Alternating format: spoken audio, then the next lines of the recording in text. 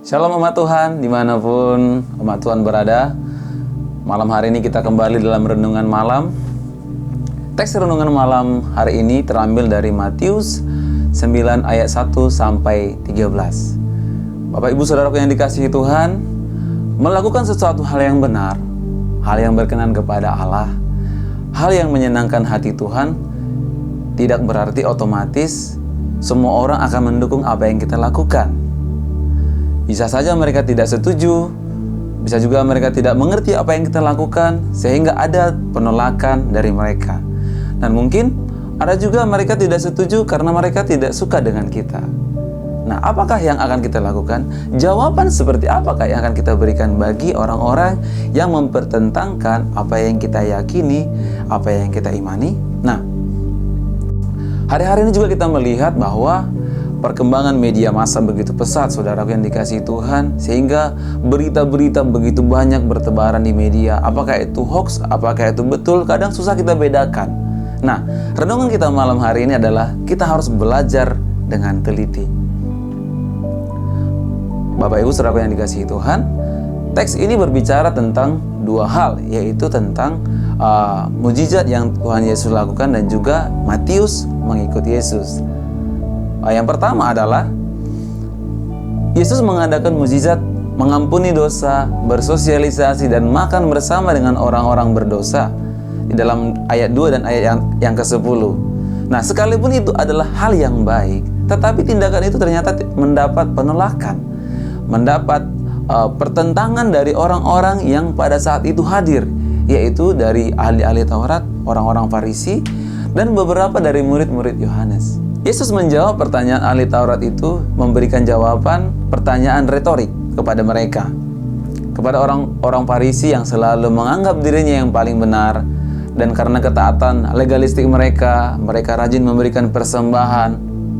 Yesus memberikan jawaban yang paling mendasar dari hukum Taurat, yaitu Yesus mengkehendaki belas kasihan dan bukan formalitas semata, bukan hanya sekedar melakukan firman Tuhan, tetapi dasarnya adalah karena belas kasihan.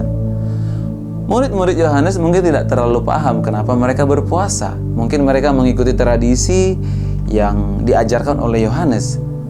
Nah, Yesus menjawab mereka bahwa berpuasa yang sesungguhnya bukan berdasarkan kepada kebiasaan atau rutinitas, tetapi berdasarkan pada perasaan duka cita atau kesusahan hati yang sedang dialami. Ada mungkin pergumulan yang begitu dalam yang dirasakan sehingga mereka mengambil inisiatif dan untuk berpuasa. Atau mungkin ada hal yang dilakukan yang salah sehingga dia merasa berdosa dan mengambil waktu untuk berpuasa. Nah, sebagaimana Yesus menjawab orang-orang ini, kita juga harus memberikan jawaban yang penuh hikmat yang berdasarkan kepada firman Tuhan atas orang-orang yang mempertanyakan apa yang kita lakukan di dalam ibadah kita, di dalam pelayanan kita, pengajaran-pengajaran yang kita terima. Ketika orang mempertentangkan, mempertanyakan apa yang kita lakukan ini, kita harus memberikan jawaban yang benar. Nah, karena itu malam hari ini kita harus belajar. Yang pertama adalah di dalam ayat yang ke-13 Tuhan Yesus berkata demikian, "Karena itu pergilah dan pelajarilah arti firman ini. Yang ku kehendaki ialah belas kasihan dan bukan persembahan. Aku datang untuk orang-orang berdosa dan bukan untuk orang-orang yang benar." Saya mengambil pelajaran satu hal, yaitu yang dikatakan oleh Yesus, "Pergilah dan pelajarilah arti firman ini." Saudara yang dikasihi Tuhan, Yesus berbicara kepada orang-orang yang sudah sangat rajin belajar. Mereka orang-orang yang paham betul firman Tuhan. Tetapi kenapa mereka tidak mengerti? Kenapa Yesus berkata, "Pergilah dan pelajarilah"?